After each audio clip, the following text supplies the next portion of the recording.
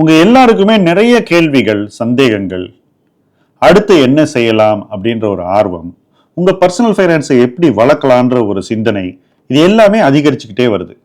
But இது எல்லாத்துக்கும் answers ஈஸியாக கிடைக்குதா அப்படின்னு பார்த்தீங்கன்னா கிடைக்கல. அந்த ஆன்சர்ஸை உங்களுக்கு ஈஸியாக கொண்டு சேர்க்கறதுக்காக தான் ஆஸ்க் M2W எனிதிங்னு ஒரு ஹெல்ப்லைனை நம்ம கிரியேட் பண்ணியிருக்கோம். அதற்கான ஃபார்ம் இந்த வீடியோனுடைய லிங்க்லேயே இருக்கு. இந்த ஃபார்மை நீங்கள் ஃபில் பண்ணீங்கன்னா ஆட்டோமேட்டிக்காக உங்களால் நேரடியாக உங்களுடைய கேள்விகளை எங்கள்கிட்ட கேட்க முடியும்.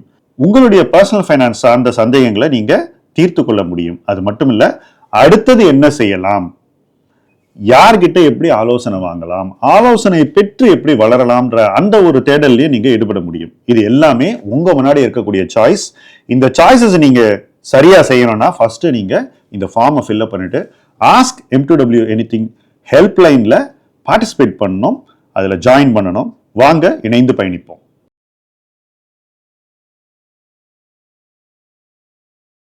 இன்றைய முதலீட்டு களம்ல நாம பேச போற தலைப்பு வீட்டுக்கடன் மேலாண்மை. அநேகமாக எல்லோருமே ஏதோ ஒரு காலகட்டத்தில் ஒரு வீட்டுக்கடனை வாங்குவோம். அதன் மூலமாக நாம அடுத்த கட்டத்திற்கு செல்வதற்கு முயற்சிப்போம். ஒரு சொத்தை வாங்குவது என்பது நம்ம வாழ்க்கையில நடக்கக்கூடிய மிக முக்கிய நிகழ்வு. அந்த நிகழ்வை நம்ம எப்படி கையாள்கிறோம், அந்த முடிவை எப்படி எடுக்கிறோம், அந்த முடிவை நமக்கு எப்படி சாதகமாக்கிக் கொள்கிறோம், தொடர்ந்து அந்த முடிவை சரியான முறையில் எப்படி முன்னெடுத்து செல்கிறோம், இறுதியாக அந்த கடனை எப்படி அடைக்கிறோம், இதையெல்லாம் சேர்ந்தது தான் வீட்டுக்கடன் மேலாண்மை. முக்காவாசி பேர்கிட்ட பேசும்போது அந்த லோனை வாங்குறதே ஒரு பெரிய வெற்றியாக நினைக்கிறாங்க. அதை வாங்கி முடித்த உடனே அவங்க ஜெயிச்சுட்டு தான் நினைக்கிறாங்க. ஆக்சுவலாக ஆட்டம் அந்த இடத்துல தான் ஆரம்பிக்குது. ஆனால் நம்ம கடன் வாங்கி சொத்தை வாங்கிட்டா மற்றதெல்லாம் தன்னால நடக்கும் அப்படின்னு நினைக்கிறோம். எப்பவுமே ஆரம்ப கட்டத்தில் நம்ம எடுக்கக்கூடிய நடவடிக்கைகள் தான் ஒரு முயற்சி என்ன மாதிரியான ரிசல்ட்டை கொடுக்குது அப்படின்றத முடிவு பண்ணுது. ஸோ இப்போ ஆரம்ப கட்டத்துக்கு வருவோம். முதல்ல கடன் வாங்கணுமா கூடாதா அப்படின்ற கேள்வி. கடன் வாங்காமல் ஒருத்தர் வீடு வாங்க முடியுமா அப்படின்னா பெருவாரியானவர்களால் முடியாது. ஸோ கடன் வாங்க வேண்டிய சூழ்நிலை பெருவாரியானவர்களுக்கு இருக்கிறது. கடன் வாங்கினா தான் நம்ம வீடு வாங்க முடியும். ஆனால் எந்த மாதிரியான கடனை வாங்க வேண்டும், அந்த கடனை வாங்குவதற்கு நாம சரியான ஆளா அப்படிங்கிற ஒரு கேள்வி. அதாவது நம்ம தயாரா இருக்கோமா, நிதிநிலை சரியாக இருக்கிறதா, நமக்கு அந்த கடனை சுமக்கும் வசதியும் தகுதியும் இருக்கிறதா, இந்த கேள்வியை கேட்காம நிறைய பேர் லோன் வாங்கிடுறாங்க. ஸோ முதல் விஷயம், ஆரம்ப புள்ளி என்னன்னா, லோன் வாங்கிறதுக்கு நாம தகுதியானவரா என்ற கேள்வி. இந்த கேள்வியை கடன் கொடுக்குறவங்ககிட்ட கேட்கக்கூடாது. அதுதான் ரொம்ப முக்கியமான சூட்சமம். நாமளே அந்த கேள்வியை கேட்டுக்கணும். கடன் கொடுக்குறவங்க சில நேரத்தில் கடன் கொடுக்கக்கூடாதவங்களுக்கு கூட கடன் கொடுப்பாங்க. DHFL மாதிரியான நிறுவனங்கள் இந்த மாதிரி கடனை கொடுத்து தான் இன்னைக்கு திவால் ஆயிட்டாங்க. ஸோ கடன் யாருக்கு கொடுக்க வேண்டும் என்ற பொறுப்பு அவங்களுக்கு இருந்தாலும் யார் கடன் வாங்க வேண்டும் என்ற பொறுப்பு நமக்கு தான் இருக்கு. ஸோ அந்த பொறுப்பை நம்ம சரியான முறையில் நிறைவேற்ற வேண்டும். இதுதான் வீட்டுக்கடன் மேலாண்மையில் ஆரம்ப புள்ளி.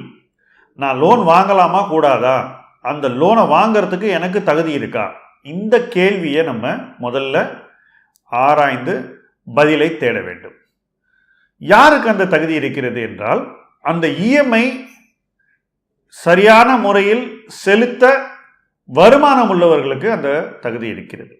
ஸோ வேலை ஓரளவுக்கு ஸ்டேபிளாக இருக்கணும், ஓரளவுக்கு நிரந்தரமாக இருக்க வேண்டும், நமக்கு இருக்கக்கூடிய சர்வீஸ் பீரியட் நிறைய நாட்கள் இருக்க வேண்டும், அல்லது நாம் அந்த வேலையில் அட்லீஸ்ட் ஒரு 10 years இருப்போன்ற ஒரு அவகாசம், ஒரு உத்தரவாதம் நமக்கு இருக்க வேண்டும், நம்பிக்கையாவது இருக்க வேண்டும்.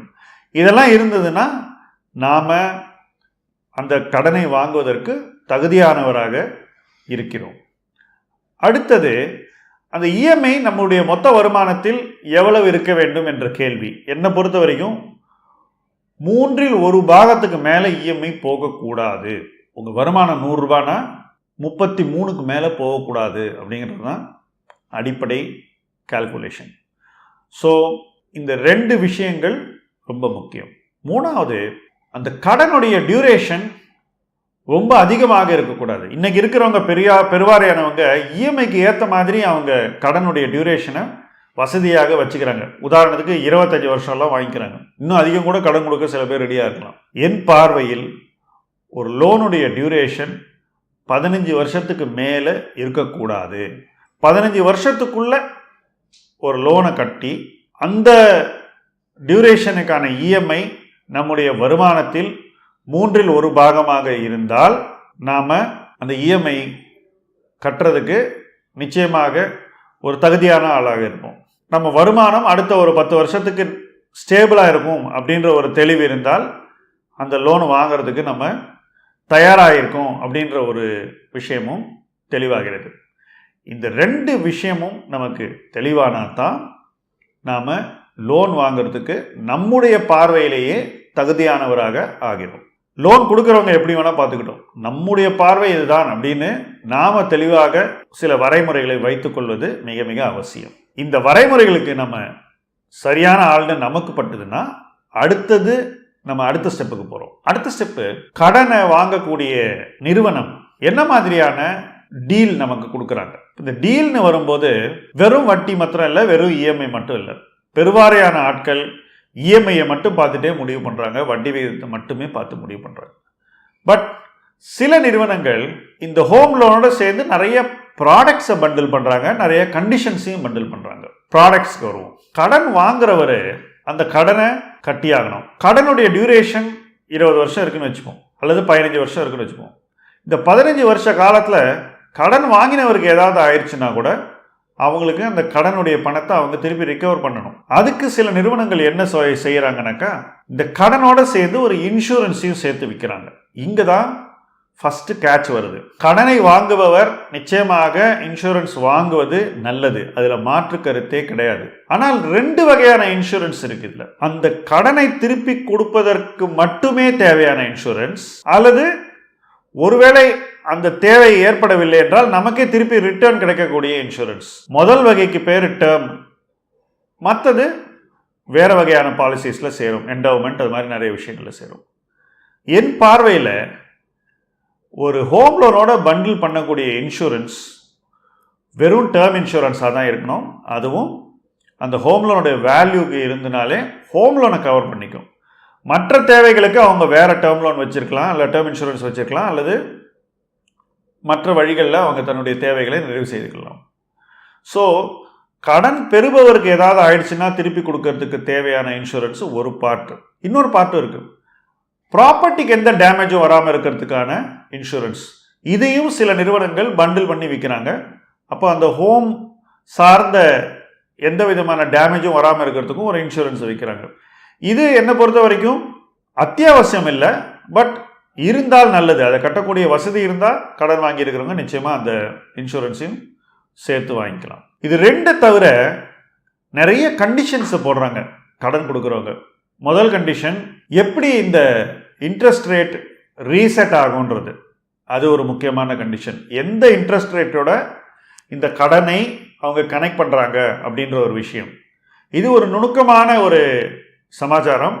ஆனால் எந்த பெஞ்ச்மார்க்கோட ஹோம் லோனோட இன்ட்ரெஸ்ட்டை கனெக்ட் பண்ணுறாங்கன்றது, நாம் எப்படி இந்த லோன் அடைக்க போகிறோம், நமக்கு எப்படி இந்த லோன் அந்த லோன் பீரியடில் சாதகமாக நமக்கு அமையும் என்பதை தீர்மானிக்கக்கூடிய ஒரு விஷயம். ஸோ இன்ட்ரெஸ்ட் ரேட்டை எப்படி தீர்மானம் பண்ணுறாங்கன்ற அந்த பெஞ்ச்மார்க் ரொம்ப ரொம்ப முக்கியம். ஸோ அதையும் நம்ம ரொம்ப கேர்ஃபுல்லாக தேர்ந்தெடுக்க வேண்டும். அந்த பெஞ்ச்மார்க்கை பற்றி நான் மேலும் ஒரு வீடியோவில் தெளிவாக அப்புறம் சொல்கிறேன். ஸோ இந்த லோனோட பெஞ்ச்மார்க் நமக்கு ஃபேவரபிளான ஒரு ஃபேரான பெஞ்ச்மார்க்காக இருக்கணுங்கிறது மிக மிக அவசியம். அடுத்த விஷயம், இந்த கண்டிஷன் சொல்லும்போது ப்ரீபேமெண்ட்டுக்கு எந்த விதமான கண்டிஷனும் இல்லாத ஒரு லோன் நமக்கு இருக்கணும். சில பேர் இவ்வளோதான் ரீபே பண்ணலாம் ஒரு வருஷத்துக்குன்னு சொல்லுவாங்க, அல்லது ப்ரீபே பண்ணணும்னா அதோட சேர்த்து ஒரு ஃபீஸ் ஒன்று வாங்கிப்பாங்க. இதெல்லாம் எதுவுமே இருக்கக்கூடாது. ஒரு ஹோம் லோனை கொடுக்கும்போது என் பார்வையில் எந்த விதமான ஃபீஸையும் மறைமுகமாக கடன் கொடுப்பவர்கள் உங்களிடம் வாங்கக்கூடாது. எல்லாருமே ஒரு ஃபீஸை முதல்ல நமக்கு சொல்லுவாங்க. நான் இந்த ஃபீஸை நீங்கள் இன்சிஸ்ட் பண்ணால் நான் லோன் வாங்க மாட்டேன்னு சொன்னால் பல பேர் தங்களுடைய ஃபீஸை வேவ் பண்ணுறாங்க. இது தெரியாமலே நிறைய பேர் தேவையில்லாத நிறைய ஃபீஸை அவங்களுக்கு கொடுக்குறாங்க. ஸோ இது ஒரு மிக மிக முக்கியமான ஒரு அம்சம். ஃபீஸை நம்ம நேரடியாக கொடுக்க வேண்டியதை தவிர மறைமுகமாக அவங்க எந்த ஃபீஸையும் வாங்கக்கூடாது. முடிந்த வரைக்கும் வட்டி மூலமாக மட்டும்தான் அவர்கள் தங்களுடைய வருமானத்தை பெற்றுக்கொள்ள வேண்டும். அடுத்த விஷயம், இன்ட்ரெஸ்ட் ரேட்டை தீர்மானம் பண்ணக்கூடிய கிரெடிட் ஸ்கோர். நிறைய பேருடைய கடன்கள் அவங்களுடைய கிரெடிட் ஸ்கோரோட சம்பந்தமில்லாத ஒரு வட்டியில் இருக்குது. இதுக்கு காரணம் அவங்க சரியான முறையில் பேரம் பேசி தன்னிலையை உணர்ந்து அவங்க நிதிநிலைக்கு ஏற்ற மாதிரியான ஒரு இன்ட்ரெஸ்ட் ரேட்டை செட் பண்ணிக்கிறது இல்லை. லோன் வாங்குற அவசரத்தில் 4-5 பேர்கிட்ட கேட்டுட்டு யார் சீப்பஸ்ட் லோன் கொடுக்குறாங்களோ அவங்கள்ட்ட போயிடுறாங்க. அப்படியும் அந்த லோன் தான் மோஸ்ட் எஃபிஷியன்ட் லோனான்னு பார்த்தீங்கன்னா இருக்காது. ரெண்டாவது, இன்னைக்கு வாங்குற லோன் இன்னைக்கு உள்ள உங்க நிதிநிலையோடு சார்புடைய ஒரு விஷயம். அடுத்த 2 வருஷத்துலையோ 3 வருஷத்துலையோ உங்களுடைய கிரெடிட் ஸ்கோர் ஏறிச்சுனாக்கா அப்போ முன்னாடி நீங்க ஃபிக்ஸ் பண்ண இன்ட்ரெஸ்ட் ரேட்டை நீங்க நிச்சயமாக மாற்றி அமைத்து கொள்ள முடியும். ஸோ இந்த கிரெடிட் ரேட் சார்ந்து உங்களுடைய வட்டி விகிதம் இருக்க வேண்டும். உங்கள் லோனுடைய இன்ட்ரெஸ்ட் ரேட்டை நீங்க அந்த மாதிரி தொடர்ந்து அமைத்து கொள்ள வேண்டும். நேச்சுரலி நீங்கள் கிரெடிட் ஸ்கோரை நல்ல வகையில் மெயின்டைன் பண்ணுறது மிக மிக மிக முக்கியம். ஸோ அந்த விஷயத்தில் யாருமே ஸ்லிப் ஆகக்கூடாது. அடுத்தது, இந்த லோனை எப்படி ரீபே பண்ணுறோன்ற அந்த சூட்சமம். நிறைய பேர் எந்த விதமான கால்குலேஷனும் இல்லாமல் லோனை ரீபே பண்ணுவாங்க. உதாரணத்துக்கு தங்களுக்கு கிடைக்கக்கூடிய எல்லா சேவிங்ஸையும் ரீபேமெண்ட்டுக்கு போட்டுருவாங்க. சில பேர் பணம் கிடைக்க அடிச்சிருவாங்க. சில பேர் என்ன பண்ணுவாங்கன்னா ஒவ்வொரு வருஷமும் இவ்வளோ ரீபே பண்ணணும் அப்படின்ற ஒரு கால்குலேஷன் வச்சுருப்பாங்க இஎம்ஐக்கும் மேலே. இந்த ப்ரீபே பண்ணி கடனை அடைக்கக்கூடியதற்கு கூட ஒவ்வொருத்தரும் ஒரு வழிமுறையும் ஒரு பிளானும் வச்சுக்கணும். சும்மா பணம் வரைச்சி அடைக்கிறதுன்றது கூட அவ்வளோ நல்ல வழிமுறை இல்லை. என்ன காரணம்னா, கடனை அடைப்பதை விட அதை வேறு வகைகளில் முதலீடு செய்து அதிக லாபம் ஈட்டுவதற்கான சந்தர்ப்பம் சில நேரங்களில் நமக்கு அமையும். அந்த சந்தர்ப்பம் நமக்கு வரும்போது தான் அந்த சந்தர்ப்பத்தை பயன்படுத்தி கொள்ள வேண்டும். அந்த சந்தர்ப்பத்தில் போய் நம்ம கடனை கண்மூடித்தனமாக அடைச்சிட்டு போனோம்னாக்கா நாம் அந்த சந்தர்ப்பத்தை பயன்படுத்தாமல் கைவிட்டுருவோம். அது நம்மை கடந்து போய்விடும். ஆகவே பணம் நம்ம கைக்கு வரும்போது ஒரு பக்கம் கடனும் ஒரு பக்கம் முதலீட்டு வாய்ப்புகளும் இருந்தால் இது ரெண்டுத்துக்கும் உள்ள ப்ரோஸ் அண்ட் கான்ஸை நம்மளே அனலைஸ் பண்ணி எதை தீர்மானம் பண்ணி நம்ம செஞ்சோன்னா நமக்கு லாபம்ன்ற ஒரு கேள்வியை நாம் தெளிவாக எழுப்பி அதுக்கு விடை காண வேண்டும். அதை செய்யும்போது பேராசை சார்ந்த முதலீட்டு முடிவுகளை நம்ம எடுப்பதை தவிர்க்க வேண்டும். ரிஸ்கை நல்ல முறையில் அனலைஸ் பண்ணி அந்த ரிஸ்க்குக்கான எல்லா விதமான கான்சிக்வன்சஸையும் உணர்ந்து தான் அந்த முடிவை நாம் எடுக்க வேண்டும். இவை எல்லாமே ஹோம் லோன் மேனேஜ்மெண்ட் என்று சொல்லக்கூடிய வீட்டுக்கடன் மேலாண்மையின் முக்கிய அங்கங்கள். ஒவ்வொன்றிலையும் நம்ம கவனம் செலுத்த வேண்டும். ஒவ்வொன்றிலையும் நம்ம தெரிஞ்சு கொள்ள வேண்டிய விஷயம் நிறைய. பொதுவாக ஃபைனான்ஷியல் பிளானிங் பண்ணி அதன் மூலமாக வீட்டுக்கடன் வாங்கலாமா கூடாதான்ற முடிவை எடுப்பவர்கள் எந்த பிளானும் இல்லாமல் வீட்டுக்கடன் எடுப்பவர்களை விட மிக சிறப்பாக அந்த கடன் மேலாண்மையை கையாள்கிறார்கள். அதன் மூலமாக நிறைய பணத்தை சேமிக்கிறார்கள். சேமித்த அந்த பணத்தை நல்ல வழியில் முதலீடும் செய்கிறார்கள். அந்த முதலீடுகள் வளர்ந்து அவங்களுக்கு வருங்காலத்தில் ஒரு வெல்த்தாகவும் மாறுகிறது. ஸோ வீட்டுக்கடன் மேலாண்மை என்பது நமக்கு வீட்டை ஒரு சொத்தாக ஏற்படுத்தி கொடுப்பதோடு மட்டும் நிற்பதில்லை, மற்ற சொத்துக்களை ஏற்படுத்துவதற்கும் நமக்கு ஸ்பேஸ் கொடுக்கக்கூடிய ஒரு விஷயம். ஸோ அந்த விஷயத்தை நாம் எப்படி செய்கிறோங்கிறது நம்மளுடைய வாழ்க்கையில் நம்ம எந்த மாதிரியான ஒரு சக்ஸஸை சொத்துக்களோடு ஏற்படுத்துகிறோம் என்பதை தீர்மானிக்கக்கூடியது, பாதிக்கக்கூடியது. இந்த விஷயத்தை உணர்ந்து எல்லோருமே வீட்டுக்கடன் மேலாண்மையில் அதிக கவனத்தை செலுத்தி நல்ல புரிதலை வளர்த்து டிசிப்ளினோட அந்த ஆக்டிவிட்டியில் ஈடுபட வேண்டும். இது மாதிரியான விஷயங்களை தொடர்ந்து உங்களோடு இந்த களத்தில் நான் உரையாடுவேன். இந்த உரையாடல்கள் உங்களுடைய வாழ்க்கையில் நீங்கள் எடுக்கக்கூடிய முக்கிய முடிவுகளை இன்னும் சிறப்பாக எடுக்க உதவும் என்று நம்புகிறேன். நிறைய கேள்விகளை எழுப்பி அந்த கேள்விகளுக்கு விடைகளை காண வேண்டியது இந்த களத்தின் நோக்கம். இந்த வீடியோ உங்களுக்கு பிடிச்சிருந்தா இந்த வீடியோவை லைக் பண்ணுங்கள், உங்கள் நண்பர்களோட ஷேர் பண்ணுங்கள், எங்கள் சேனலையும் சப்ஸ்கிரைப் பண்ணுங்கள். முதலீட்டு களம் உங்கள் களம். நன்றி.